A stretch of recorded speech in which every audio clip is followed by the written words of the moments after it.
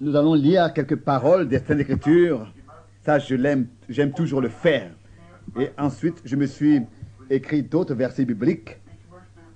Je voudrais ce matin, pour un peu de moment enseigner, penser aux réunions de ce soir. Je voudrais vous dire tout ce qui s'est passé dans les... J'aurais bien voulu vous dire tout ce qui s'est passé dans les interviews privées, mais je n'ai pas le temps. Il y en a d'autres qui attendent encore pour une interview, pour un entretien. Mais je vais essayer de faire ce que je peux pendant cette semaine avant que je parte en voyage. Nous voulons ouvrir Marc 16. Mon titre pour ce sujet aujourd'hui s'intitule « L'évangélisation de la fin des temps ». Nous voulons lire dans Marc 16 à partir du verset 14. Enfin, il apparut aux 11 pendant qu'ils étaient à table, et il leur reprocha leur incrédulité et la dureté de leur cœur, parce qu'ils n'avaient pas cru ceux qu'il avait vus ressusciter. Puis il leur dit, allez par tout le monde et prêchez la bonne nouvelle, l'évangile à toute la création. Celui qui croira et qui sera baptisé sera sauvé, mais celui qui ne croira pas sera condamné. Voici les miracles accompagneront ceux qui auront cru. En mon nom, ils chasseront les démons, ils parleront de nouvelles langues, ils saisiront des serpents. S'ils boivent quelque breuvage mortel, il ne leur fera point de mal. Ils imposeront les mains aux malades, et les malades seront guéris. Le Seigneur, après leur avoir parlé, fut enlevé au ciel, et il s'assit à la droite de Dieu.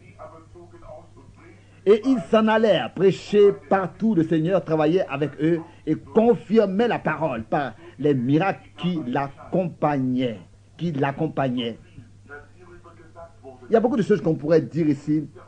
C'est le dernier mandat, la dernière commission que le Seigneur a donnée à l'Église. J'ai essayé d'identifier ce frère de Georgia. Je viens d'oublier son nom, j'avais oublié son nom. Et d'autres frères sont aussi ici, en grand nombre. Vous savez que même si je vous connais, je ne me rappelle pas souvent du nom. Bon. Nous pensons à l'évangélisation à la fin des temps, dans la fin des temps. Et chacun qui lit les journaux et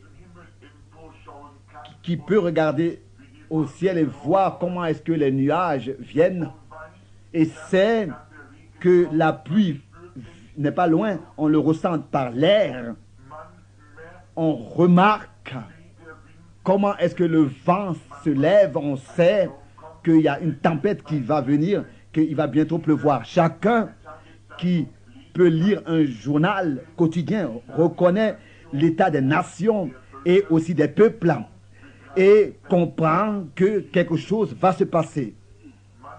On voit comment est-ce qu'ils se disputent les uns les autres, ils ont des opinions différentes, ils ne peuvent pas s'accorder et s'entendre, malgré qu'ils s'assiedent à la même table, tout est dans la confusion dans leurs différentes conférences. Il y a quelque chose qui est en train de se passer. Bon, il y a un sentiment qui monte, qui nous fait savoir que quelque chose va se passer. Le monde, comme nous l'appelons, le cosmos, le monde extérieur, le globe ressent qu'il y a une destruction qui vient. Par exemple, dans cet âge d'atomes, il y a quelque chose qui va venir. Ça, ils le savent, mais les chrétiens attendent le retour du Seigneur Jésus-Christ. Donc, il s'agit de savoir à quoi est-ce que nous regardons et ce que nous attendons. Le Seigneur nous a dit ce qui va se passer pendant ce temps. Nous ne savons pas la minute, l'heure, mais nous savons que nous sommes arrivés très proches de ces choses.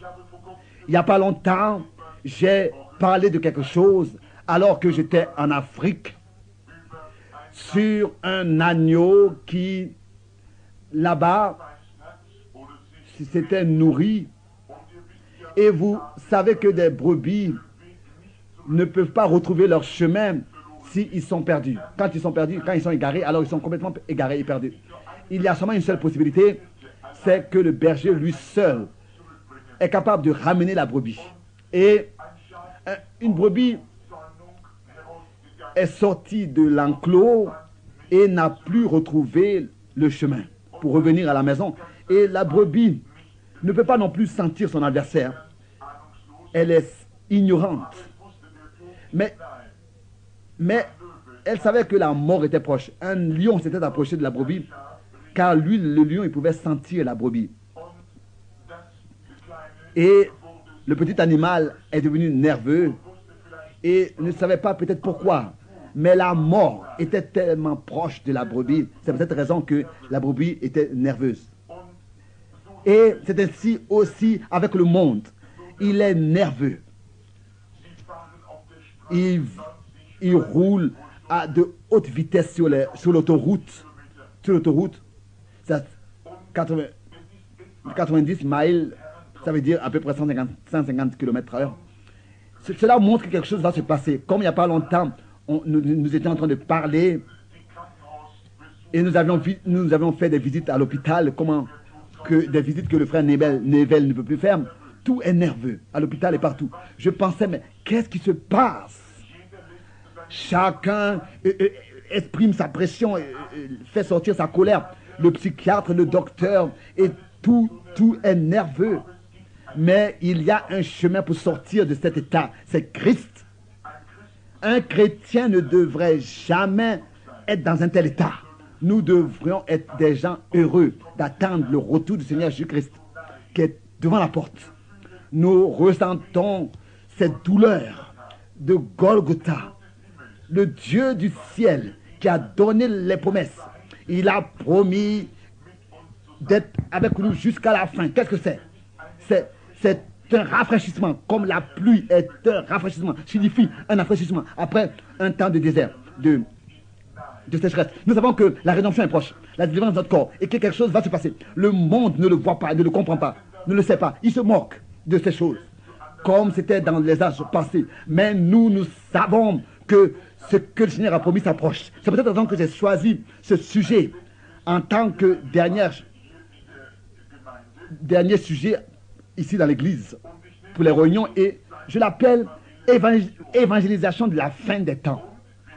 Et nous faisons un travail missionnaire dans le champ missionnaire avec la parole de Dieu, et nous savons que avec cela nous sommes toujours dans la volonté de Dieu, parce que le premier ordre de Jésus a été aller et prêcher l'évangile, et son dernier était aussi le mandat, aller dans le monde entier.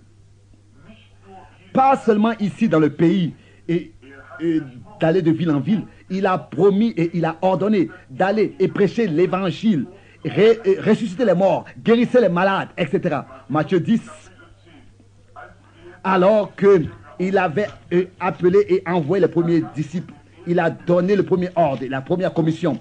Et la dernière commission qu'il a donnée avant d'aller dans la gloire, c'était aller dans le monde entier. Il était justement ressuscité des morts. Il venait d'être ressuscité des morts. Et il a ensuite dit ces choses suivantes. D'abord, il leur a reproché leur incrédulité parce qu'ils n'avaient pas cru ceux qu'il avait vu ressusciter. Donc, l'incrédulité est toujours liée à la dureté du cœur, comme aussi dans Hébreux 3.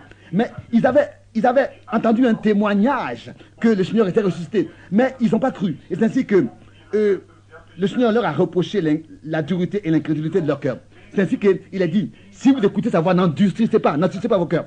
Donc, c'est-à-dire, croyez. C'est-à-dire qu'il leur a reproché de ne pas avoir cru au témoignage de ceux qu'il avait vus ressusciter. Donc, si nous, dans ce temps, nous voyons ses œuvres, et nous les avons vues, et nous attendons encore le retour du Seigneur, vous voyez, il y a deux choses qui se passent.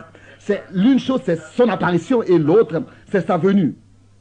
Bon, maintenant, d'une manière merveilleuse, il s'est révélé, il a apparu.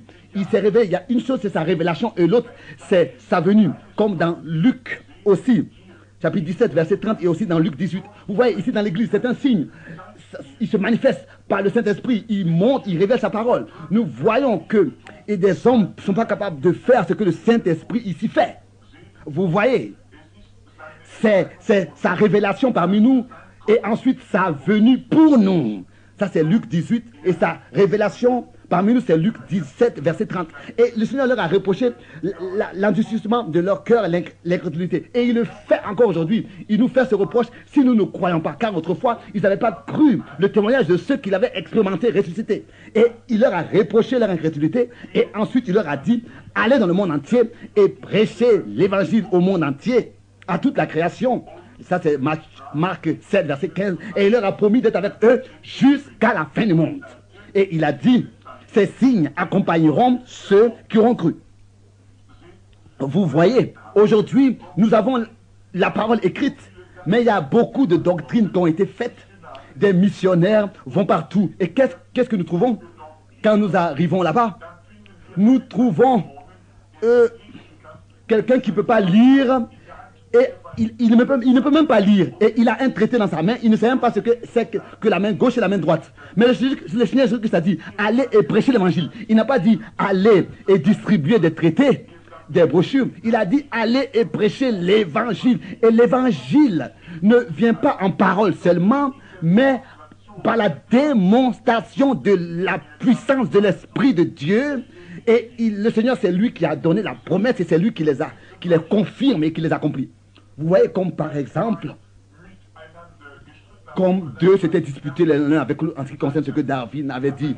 L'un a dit et l'autre a contredit et a dit autre chose.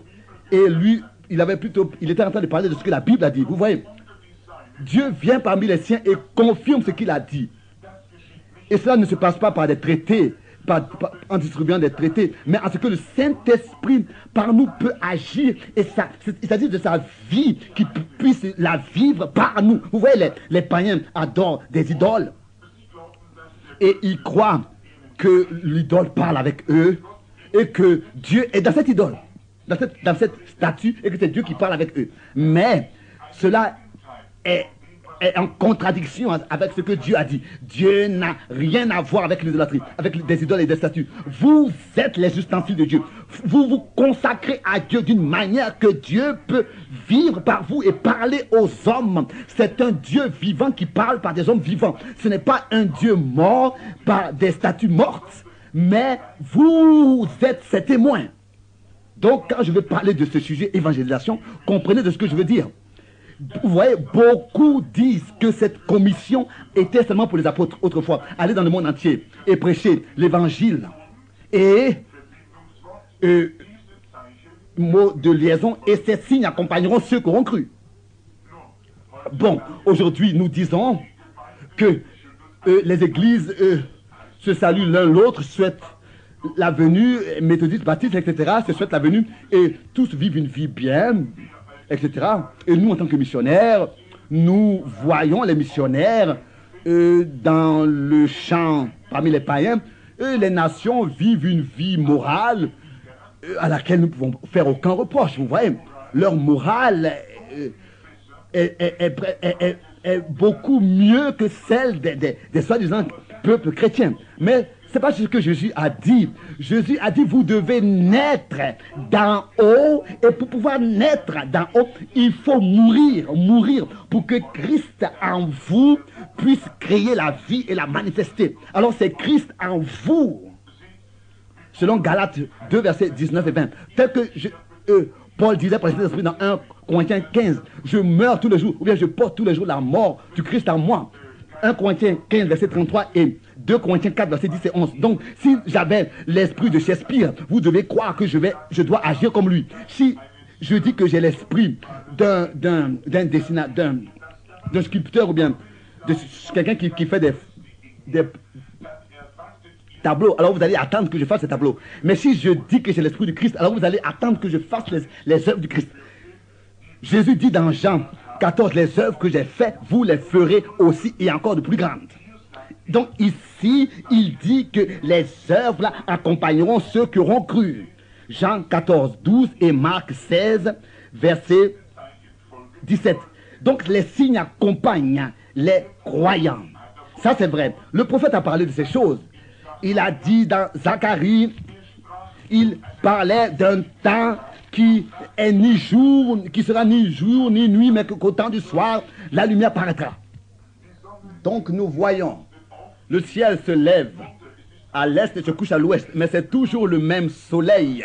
Le Saint-Esprit vint et Jésus, le Fils de Dieu, s'est manifesté d'abord à l'est au peuple de l'est et ensuite ça a été un jour, la civilisation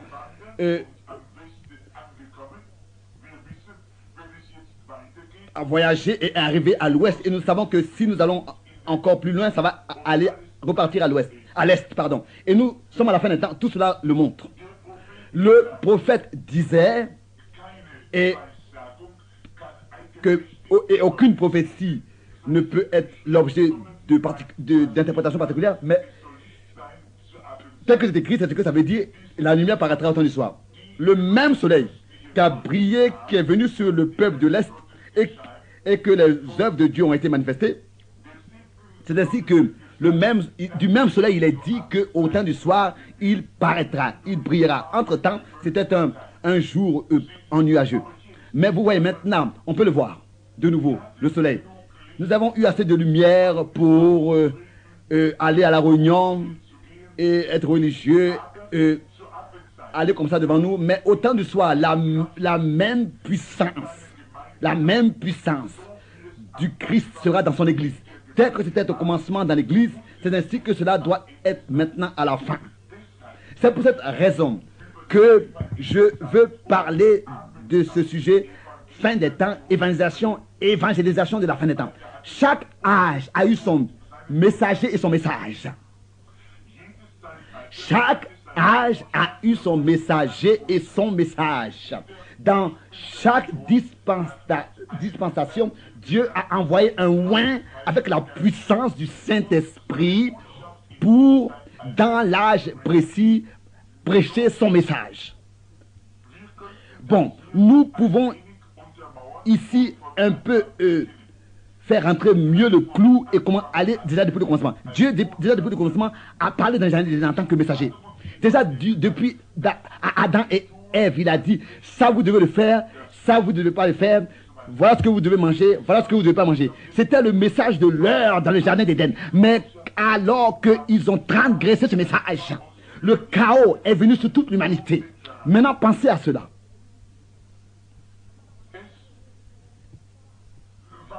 Ce n'était pas d'avoir renié directement ce que Dieu avait dit. Non. On a pris ce que Dieu a dit, on a accepté, mais on l'a un peu transformé, on l'a un peu représenté différemment. Comme Paul dit dans 1 Corinthiens 15, que si on ne croit pas tel qu'il a prêché, tel qu'il a reçu, c'est en vain qu'on a cru. C'est seulement comme ça que c'est la vérité, tel que c'est sorti de la bouche de Dieu.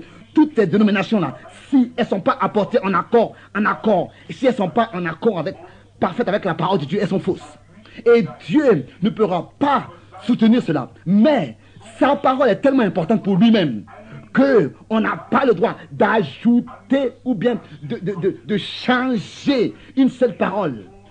Car c'est déjà comme ça que la mort, chaque enfant qui pleure, et chaque maladie, et chaque ambulance qu'on entend, chaque hôpital, tout cela est la raison de ce que les hommes ont ajouté un petit mot à la parole de Dieu originale.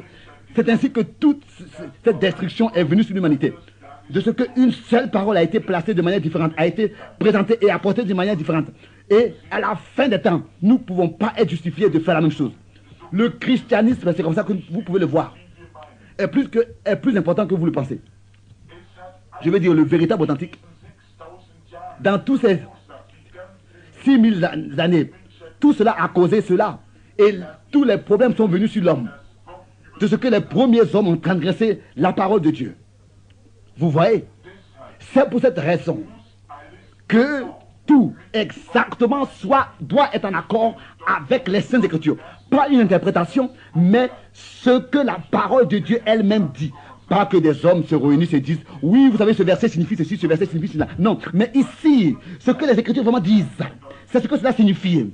Car Dieu ne va pas juger le monde par une église ou bien une assemblée, non plus par une nation par laquelle alors il pourrait le faire. Non. Il jugera le monde par sa parole, la Bible. Car au commencement était la parole, et la parole était auprès de Dieu, et la parole était Dieu. Et la parole est devenue chair et a habité parmi nous. Ça, c'était Christ. Il était la parole de Dieu devenue chair, prononcée et manifestée, parlée et manifestée.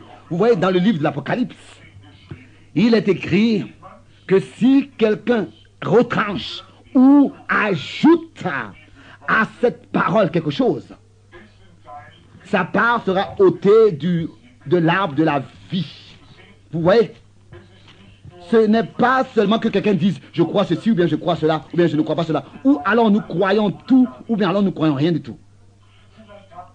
Peut-être que vous n'avez pas assez de foi pour vous tenir pour cela, mais ne soyez pas un obstacle à quelqu'un qui a cette foi pour se tenir pour cela. J'ai souvent eu à le dire, j'aurais souhaité avoir la foi comme Enoch, de ce qu'un après-midi comme ça j'aille me promener sans revenir.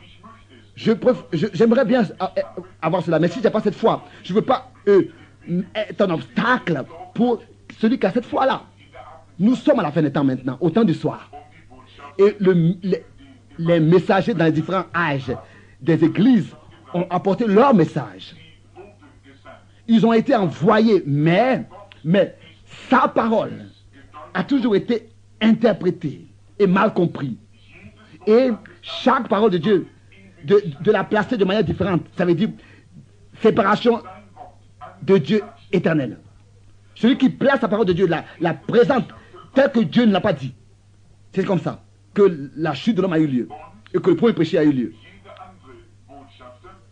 Chaque autre messager par lequel Dieu a parlé, il a toujours parlé au peuple de Dieu par la parole de Dieu, car Dieu a toujours parlé par l'homme.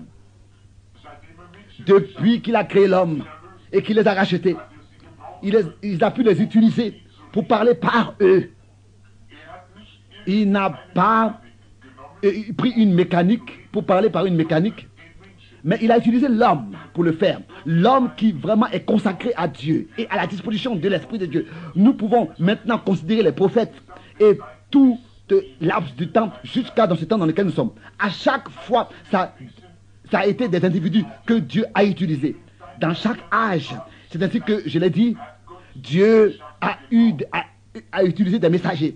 Maintenant, nous sommes au temps du soir. Bon, après l'âge d'Éden, il y a eu l'âge de Noé qui est venu.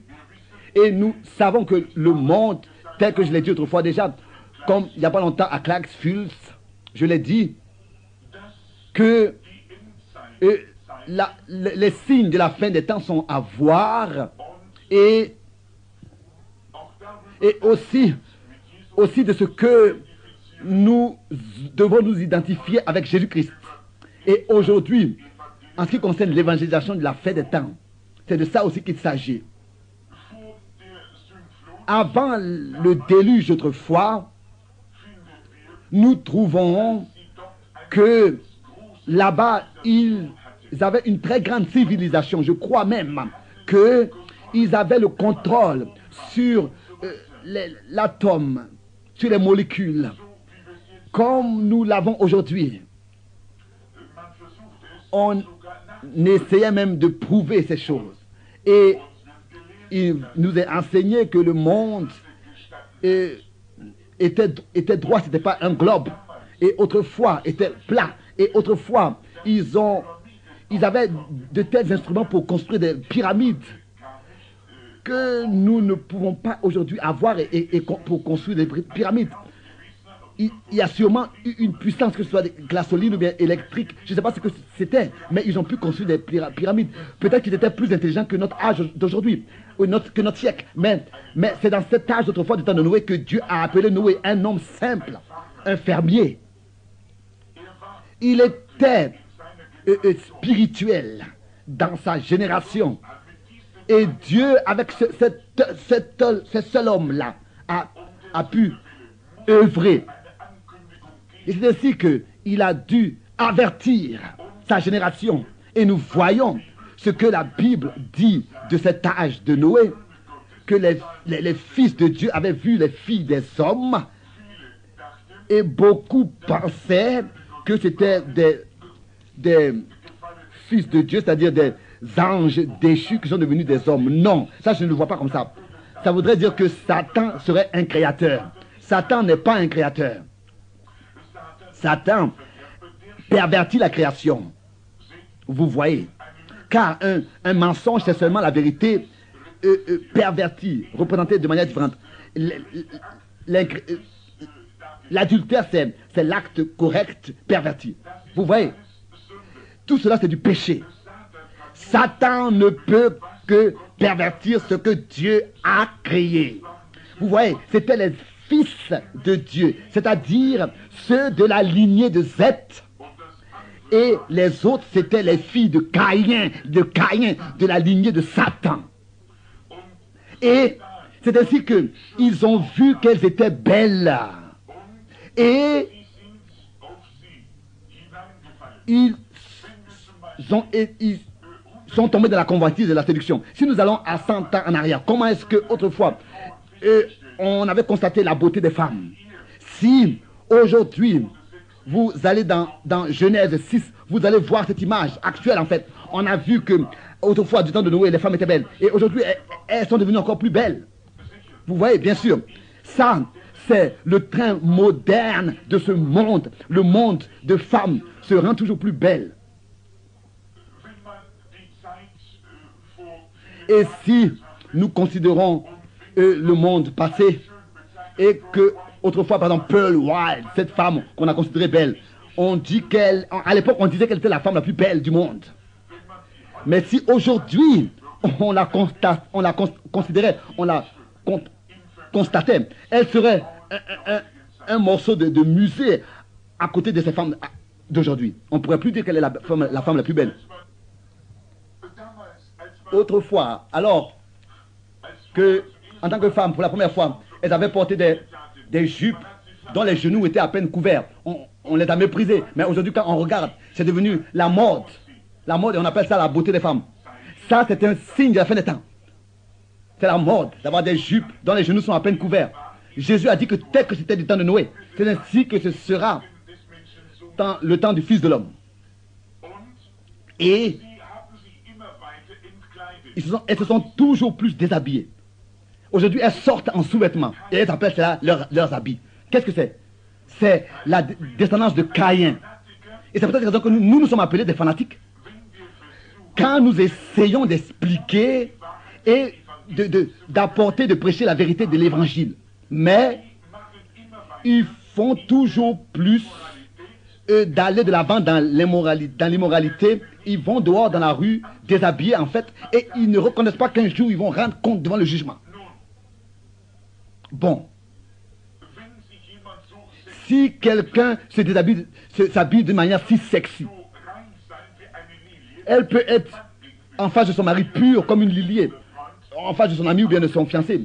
Mais si un pécheur dans la rue vous regarde avec vos jupes comme ça, parce que vous êtes déshabillé comme ça, et vous convoite, ou bien vous désire dans son cœur, alors vous allez devoir rendre compte pour adultère le jour du jugement. Ce n'est pas seulement les enfants qui grandissent, ce sont les parents qui ont manqué.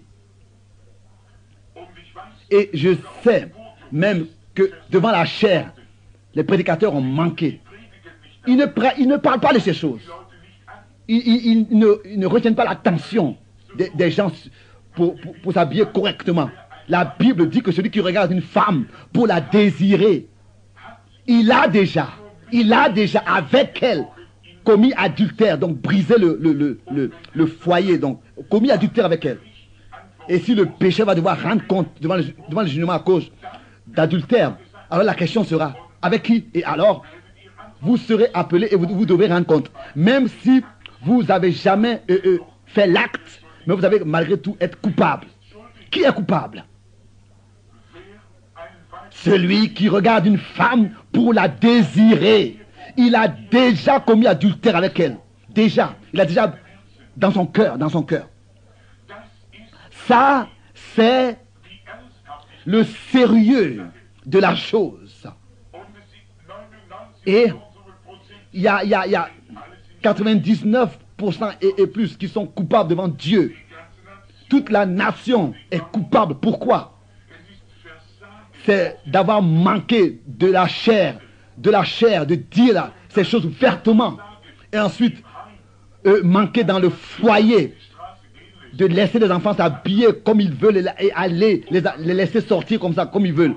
Et on appelle ça un ordre. Mais ça, ce sont les choses avec lesquelles Noé de son temps avait à combattre. Car les filles des hommes étaient belles et les fils de Dieu les regardaient. Et le désir est monté dans leur cœur. Vous voyez. Mais Noé, nous pouvons pendant des heures rester sur ce sujet. Noé, il était un homme juste, un homme divin, un homme de Dieu. Il avait de l'intégrité. Et il a parlé contre ces choses. Et ils l'ont appelé fou. Et ils se sont moqués de lui. Comme la Bible dit, ils se sont moqués de Noé. Mais un jour viendra où la tempête sera manifestée et l'eau va se rassembler. Et son évangile n'était pas comparable à ce que leur science théorique était.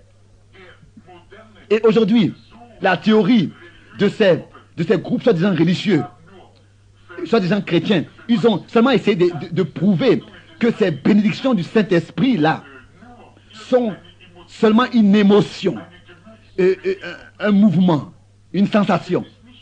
Non. Vous voyez, les bénédictions du Saint-Esprit ne sont pas selon leurs preuves scientifiques. Pourquoi est-ce qu'ils ont changé de la sorte? Pourquoi? Qu'est-ce qui peut faire en sorte à celui qui boit de ne plus boire, à celui qui s'ivre, qu'est-ce qui peut faire en sorte que celui qui ment ne mente plus? Qu'est-ce qui peut faire en sorte que le cœur de l'homme soit transformé et que les morts ressuscitent, que les aveugles voient, que les paralysés marchent? Est-ce que ça c'est de l'émotion? Est-ce que ça c'est de la sensation? Bien sûr que cela va ensemble. Tout ce qui vit a un mouvement en soi, se meut, bouge. Tout ce qui ne bouge pas est mort. Je m'excuse l'expression. Mais je pense que nous devrions mieux exprimer dans nos mouvements ce que nous avons. Car chaque religion qui n'a pas de mouvement peut être ensevelie. Car elle est morte. Vous voyez, partout où le Seigneur Jésus-Christ était, il y avait du mouvement. Les enfants ont crié, oh Hosanna, gloire à celui qui vient, au nom du Seigneur. Il y avait partout du mouvement où le Seigneur Jésus venait, arrivait. Il a dit, si cela se taise, les pierres vont crier. Il y a quelque chose qui doit être entendu, vous voyez. C'est un temps terrible dans lequel nous vivons. Et tous ceux qui marchent avec Dieu doivent passer par des épreuves. Si vous vivez pour lui, chaque voisin va parler de vous. Tout va se passer de travers. Rappelez-vous de cela. Pensez à cela. Mais Dieu vous examine, vous examine, vous met à l'épreuve. Comme la Bible dit, tout enfant qui vient au Père, il sera repris, il sera éduqué, il sera enseigné. Je sais comment est-ce que mon Père m'a éduqué. Nous avions les 10 commandements collés sur la porte, bien sûr. Mais il avait aussi quelque chose d'autre dans sa main. Il nous a fouettés. C'est comme ça que Dieu le fait encore aujourd'hui. Avec ses enfants. Ceux qui sont nés de lui. Il donne à ses enfants l'entraînement correct, l'enseignement, l'éducation correcte. Car il y a un futur pour vous au ciel. Là-bas dans la gloire. Vous voyez, il vous corrige. Chaque enfant qui vient sera éduqué. Noé, un type dans sa dispensation. Et alors qu'il était entré dans l'arche, c'était terminé. La porte a été fermée. Bien sûr. Mais le prochain matin, vous voyez, la pluie vient. Mais qu'est-ce que c'était? avec ceux qui se sont moqués et avec les soi-disant croyants. Peut-être qu'ils se sont rassemblés autour de l'arche. Et ils ont dit qu'éventuellement, peut-être que Noé a raison. Et le prochain matin, ils sont encore arrivés autour de l'arche. Il n'y avait pas encore de pluie. Le soleil se levait comme toujours. Et sûrement que Satan, là-bas, s'est tenu à la porte de l'arche et a dit: Noé, vois-tu, mais qu'est-ce qui se passe avec toi? Où est la pluie que tu as annoncée? Mais Noé savait que Dieu l'avait dit, et c'est ainsi que cela reste. C'est ainsi que Noé est resté avec la parole de Dieu. Quoique les jours passaient, le 3e jour est passé. Mais enfin, après le 7e jour, après 7 jours, alors, le matin, cela a commencé. Le tonnerre s'est fait entendre et quelque chose s'est passé depuis ça. Ceux qui étaient seulement venus 2 jours pour voir, pour tous c'était trop tard. Alors ils pouvaient crier, frapper à la porte de l'arche. L'eau tombait avec force terrible. Ils ont essayé de se faire des bateaux, un refuge, mais les barques ont été emportés et l'eau a détruit tout. Vous dites que j'ai la religion, ça suffit. Non. Vous devez avoir une expérience avec Dieu. Tout ce que vous allez avoir d'autre va être emporté. Je ne dis pas cela pour être différent. Je le dis à cause de l'amour de Dieu. Je sais que je dois rendre compte en ce jour. Je suis responsable. Je dois dire ce qu'il a dit. Alors je sais que c'est en ordre. Je ne peux pas m'abandonner à la théorie d'un homme. Je dois dire ce qu'il a dit, ce que Dieu a dit dans sa parole. Vous voyez, regardez. Après un certain temps, ils ont frappé à la porte, ils ont crié, ils ont fait tout ce qu'ils pouvaient. Mais c'était trop tard. Auparavant, même les animaux sont entrés. Et peut-être même que les hommes ont dit: oh, regardez-vous, vous, les animaux qui puaient là, allez chez Noé, c'est là-bas votre place. Mais qu'est-ce que c'était? Ils ne pouvaient pas supporter l'odeur des animaux. Mais qu'est-ce qui s'est passé? De cette manière, allez comme vous voulez, de cette manière à la mode, démodée, de cette manière démodée. Allez de cette manière démodée. Mais bien, frères et sœurs, c'est mieux d'aller de manière démodée, mais d'être en sûreté dans l'arche, que de se moquer et d'être perdu. Vous voyez, Noé de son temps. Les hommes n'avaient jamais entendu une telle chose. Et nous voyons qu'après la délivrance, alors la terre de nouveau s'est retrouvée et tout était perdu. Un nouveau commencement a été fait. Et il y a eu un temps qui a suivi où Dieu ensuite a fait sortir les siens de l'Égypte et Moïse a apparu avec la loi. La loi c'était en fait difficile pour comprendre cela par des hommes. Et la loi avait été donnée, a été donnée. Et la loi était comme un tuteur, un administrateur. La loi, et pour apporter les hommes à ce qu'ils puissent reconnaître ce qu'ils ont fait de mal et de faux, et que leur faire comprendre qu'ils ont besoin d'un changement, d'une transformation dans leur nature. Et c'est-à-dire que après Moïse, Jean a apparu et il a présenté Jésus. Et ensuite, Jésus est venu avec la grâce. Et Dieu, avec son esprit, qui s'est manifesté. Car Dieu a tant aimé le monde qu'il a donné son Fils seul entendre de lui. Jésus était différent de la loi, comme chaque dispensation différente de l'autre. Et alors que Jésus parta d'ici, il a parlé de la dispensation, de l'âge, du Saint-Esprit, de la vie. Vous voyez, après sa résurrection, j'ai beaucoup d'écritures écrites sur cela. Bon, ça a toujours été ainsi. Et ça a toujours été un combat d'une dispensation d'un âge. Ça va à un autre. Et ça arrive au message du présent. Pour les hommes, c'est toujours un combat. Vous voyez, Si alors Dieu, dans cette dispensation-là, donne quelque chose, ou bien fait quelque chose, alors nous voyons que tout de suite, les hommes ont des difficultés à le comprendre. Ils cherchent quelque chose à trouver, ils essaient de trouver quelque chose qui contredit cela, comme Noé de son temps, alors qu'il était en train de bâtir l'arche. Et que nous voyons aussi Nimrod, cet homme-là, ce trompeur-là, il a dit, bon, nous avons maintenant eux, c'est tout. Et quand il y aura encore un déluge, nous allons monter en haut de la tour et tout sera en ordre. Vous voyez. Mais la dispensation avait vécu déjà son temps. Et quand le Seigneur Jésus est venu, après la loi de Moïse, Moïse avait parlé aussi de la venue de Jésus, mais quand Jésus est venu, ils étaient emportés dans leur tradition et dans leurs préceptes. Ils avaient les traditions et leurs habitudes. Ils avaient tout déjà réglé et c'était difficile pour le Seigneur Jésus de les faire sortir de cet esprit religieux et de cette doctrine et de ces opinions pour qu'ils puissent venir à le croire et à croire les Écritures et voir l'accomplissement des Écritures, croire que Moïse et que les Écritures avaient parlé de lui. Vous voyez? Car c'est ainsi que c'est écrit. La semence de la femme viendra et écrasera la tête du diable. Mais ils ne l'ont pas reconnu parce qu'ils étaient liés dans leur doctrine et enseignement et opinions. Et malgré tout, c'était la vérité selon les Écritures. Son message avait été annoncé à l'avance de tous les autres qui étaient venus avant lui.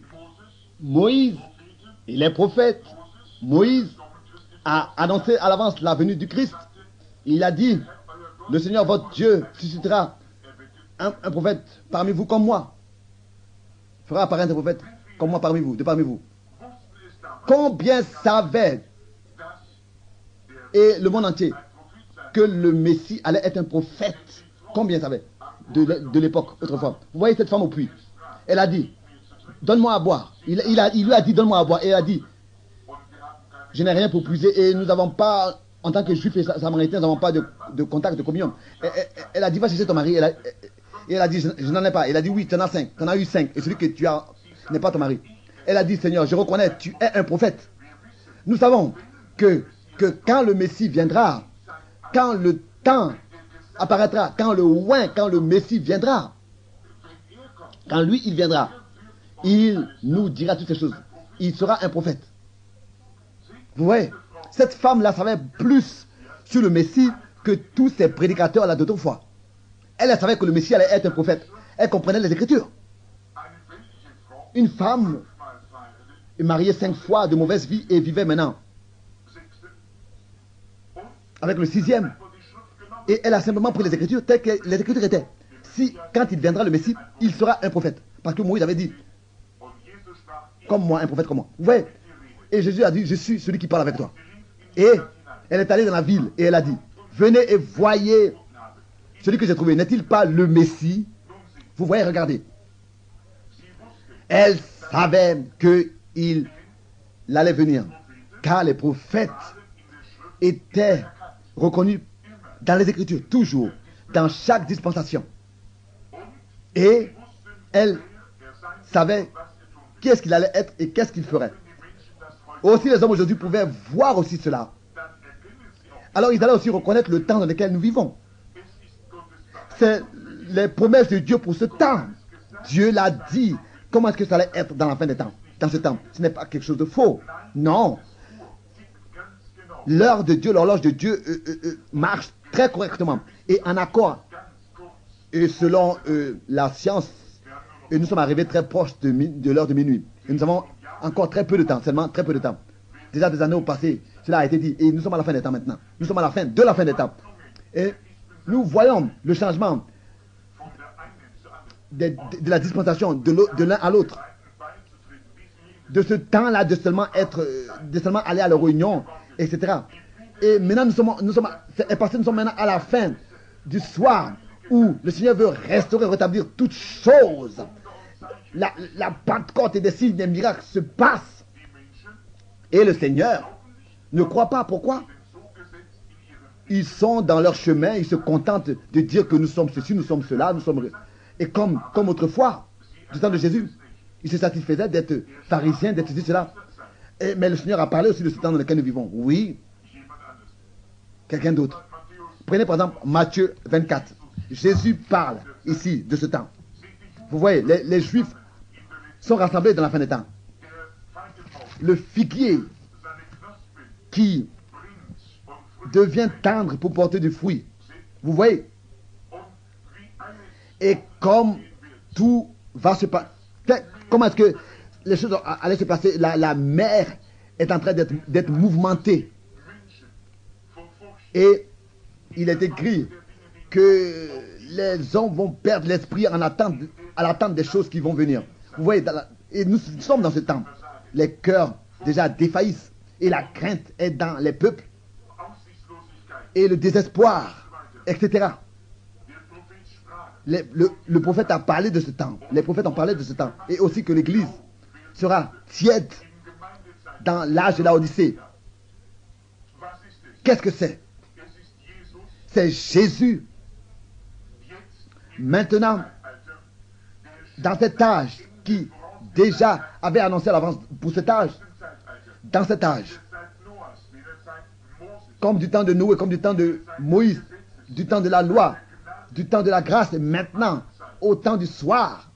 Vous voyez, si nous avons du temps, je suis obligé de passer par certaines choses, sauter certaines choses, mais d'autres ont annoncé à l'avance ce qui allait se passer dans le prochain âge.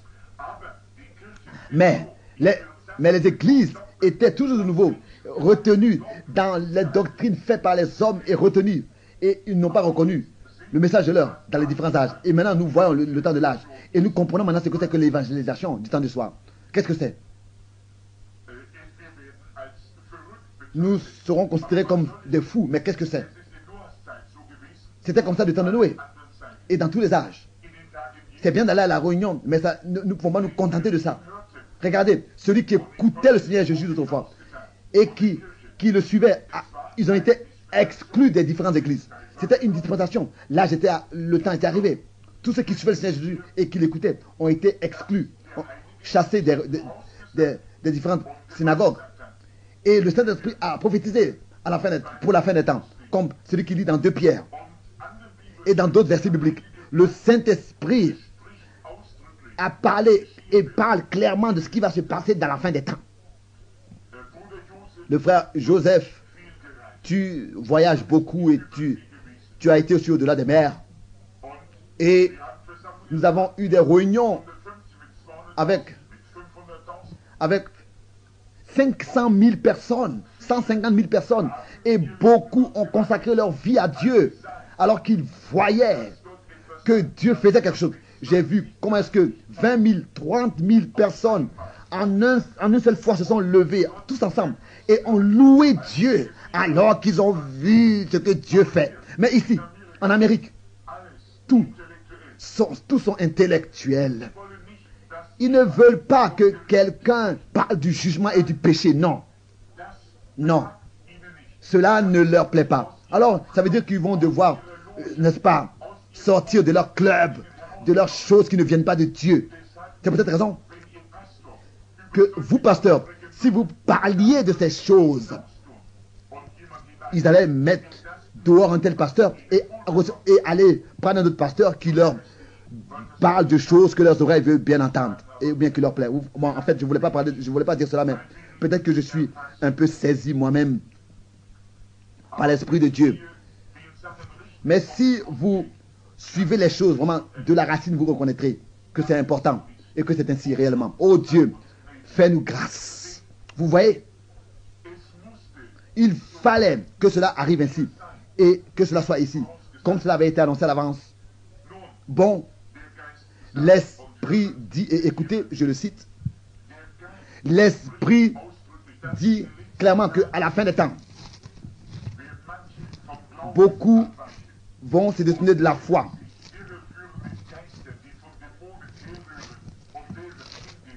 Mais l'Esprit dit expressément que dans les derniers temps, quelques-uns abandonneront la foi pour s'attacher à des esprits séducteurs et des doctrines de démons. Ils vont dire, je suis quelque chose de grand. Par l'hypocrisie de faux docteurs.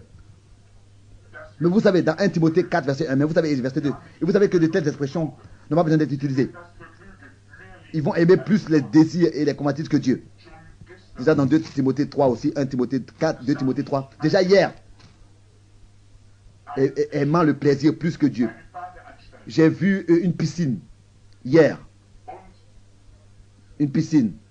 Un endroit de piscine. Et quelqu'un me disait, il n'y a pas longtemps, cela ne devrait même pas être écrit dans la Bible, que Jésus avait craché par terre et avec son crachat fait une patte et avait mis ça sur les yeux de l'aveugle. Cela ne devrait pas être écrit dans la Bible. Il y a quelqu'un qui me disait cela. Et lui a touché cela lui a touché les yeux et lui a dit, va te laver dans le bain de Siloa et tu seras guéri et tu pourras voir. Et c'est ainsi que ça s'est passé. Il a pu voir. Ses yeux ont été ouverts. Et cet homme-là me disait ensuite, comment est-ce que cela allait être aujourd'hui? Comment est-ce que cela serait aujourd'hui? Cela est contre la propreté, contre l'hygiène. Cela est contre les prescriptions de santé. Et la même personne qui me disait cela, prend sa famille, femme et enfants, et va à la piscine où tous ces femmes-là et hommes-là qui sont là-bas ont leur temps ensemble et ne devraient même pas être dans l'eau. Et quand on voit tous ces corps sales, souillés, on voit tout ce qui se passe là-bas à la piscine. Et le même homme se scandalise à ce que Jésus aurait craché avec ça et par terre fait de la pâte avec ça, son crachat et aurait frotté cela sur les yeux d'un aveugle. Vous voyez, qu'est-ce que c'est? Tout aujourd'hui est désigné moderne. Ils sortent ici à ce qui est écrit dans la Bible et eux ils font pire. Ils condamnent ce que d'autres ont fait et ils font encore plus grave. Vous voyez, c'est ainsi.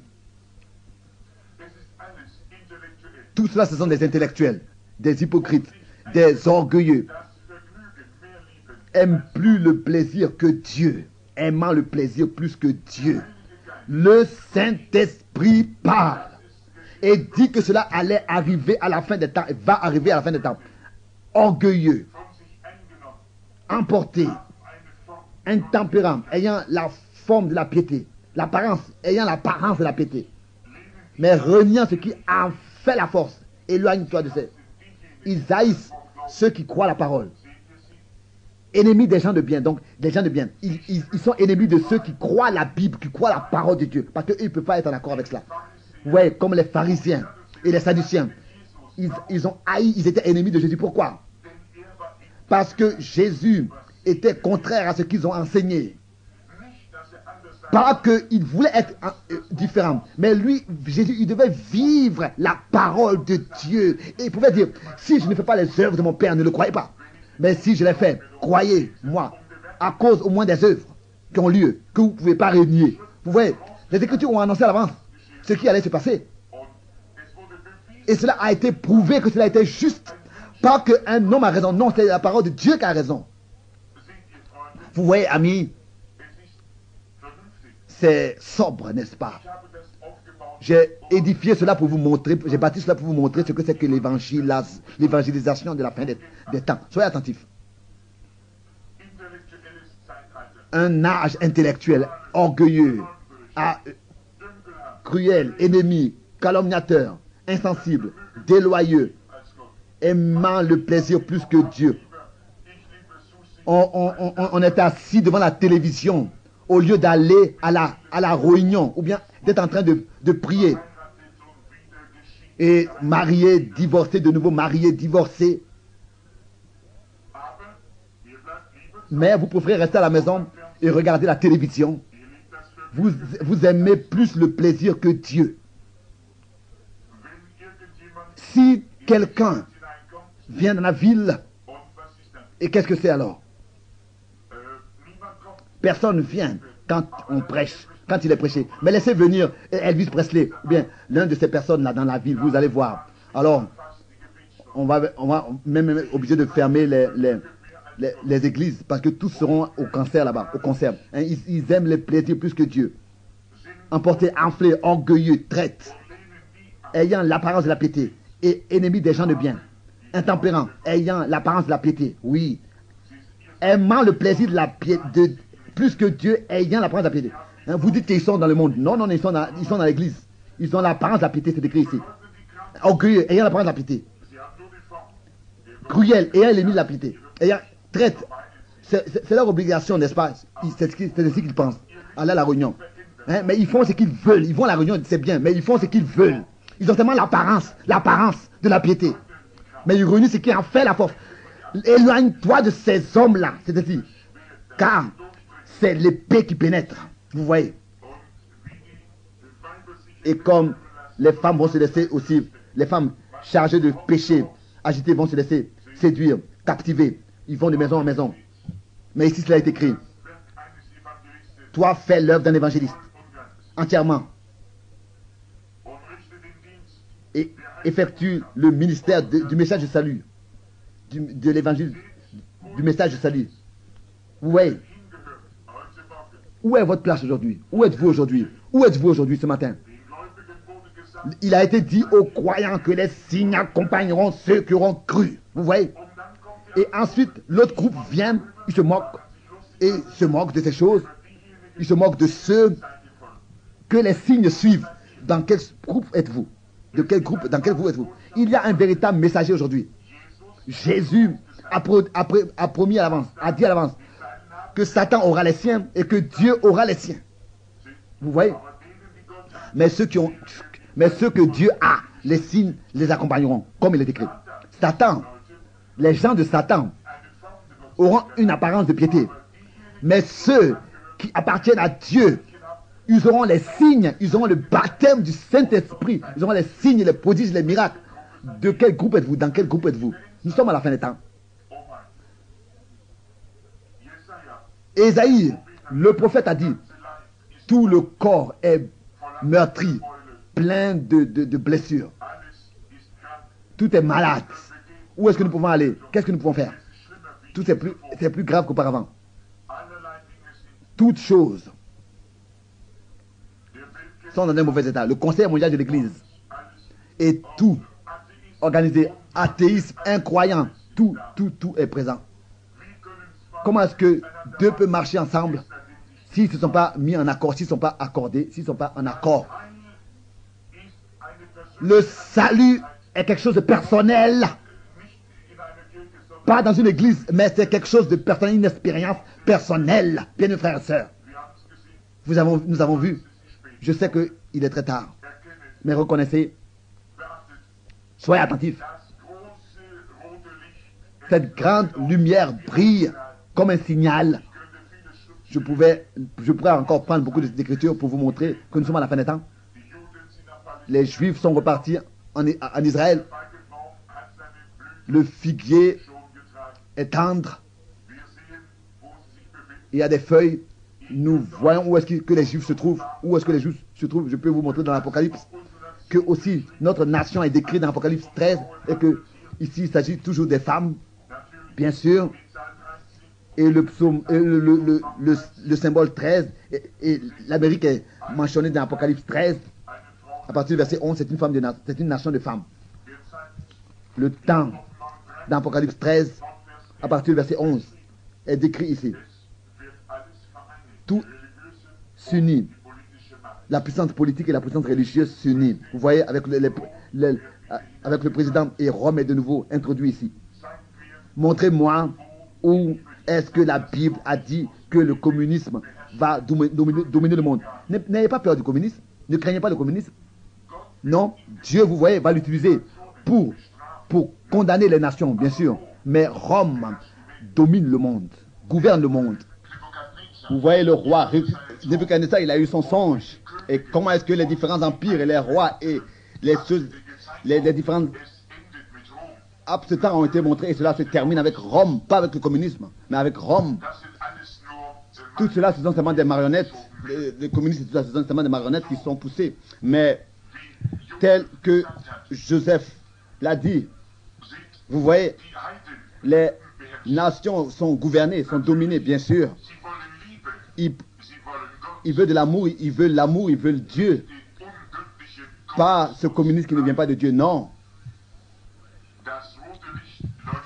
La lumière rouge brille. Le signal est là. Oh. Ésaïe 60, verset 2 parle de cela, que les ténèbres ont couvert la terre, mais que la lumière paraîtra. La lumière se lèvera, bien sûr, c'est vrai. Le messager de la fin des temps et le message, ils doivent être ajustés à l'état actuel. Ce message-là n'aurait pas pu être apporté il y a 40 ans d'ici ou bien 100 ans d'ici, non. Le message de la fin des temps et le messager de la fin des temps doivent être en accord. Auparavant, ce ne serait pas possible. Il faut que cela soit ajusté à l'état de la fin des temps. Soyez convertis et croyez au signe de l'évangile, de l'évangile maintenant. Lavez vos habits dans le sang de l'agneau et croyez à l'évangile. Les signes de la fin des temps sont là.